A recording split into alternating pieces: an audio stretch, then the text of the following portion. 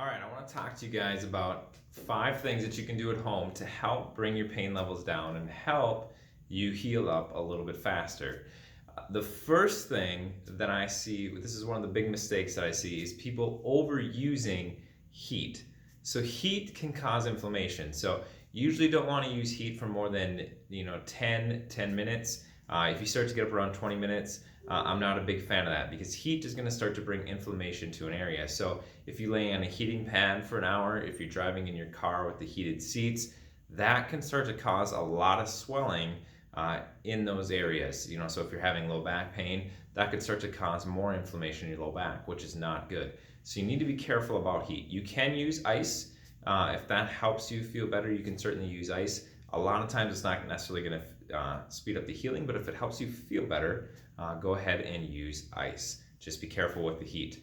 The next is sleeping position. So one of the big things that we see is people, for instance, if you're a side sleeper, people like to curl into a ball and bring their head down. Don't do that. Try and keep your head back in a neutral position. Also, if you're on your back, you want to have something underneath your neck to protect that cervical curve, to help keep the curve there. So you don't want your head pushed forward. Don't be sleeping with 2-3 pillows pushing your head forward. You want something underneath your neck and supporting and letting your head lay back so it's in a neutral spot. Don't sleep on your stomach. That's going to lead to a lot of other issues. So sleeping position, really, really important. Number 3 is going to be inflammatory foods. So if you're struggling with the health issues, food matters. If you have low back pain, food matters. If you have a shoulder issue, food matters. All of these things really matter. So you really need to cut down on your sugars if you're trying to heal. Get rid of anything that turns to sugar, even things like grains, alcohol, and of course, obviously sugar, candy, those things. So get rid of those things and it'll actually help you heal.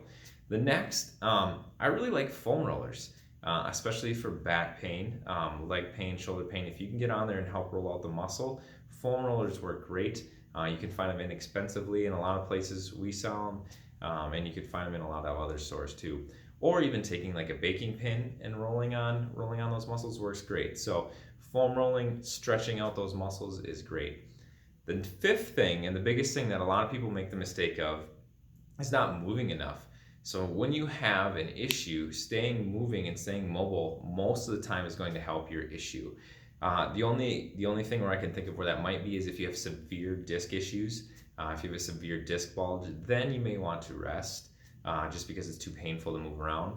But a lot of times low back pain, shoulder pain, ankle issues, all of these things are actually going to respond, and movement's actually going to help because it's going to help pump the tissue. It's going to help with healing. So movement is actually very, very good. So keep moving if you can.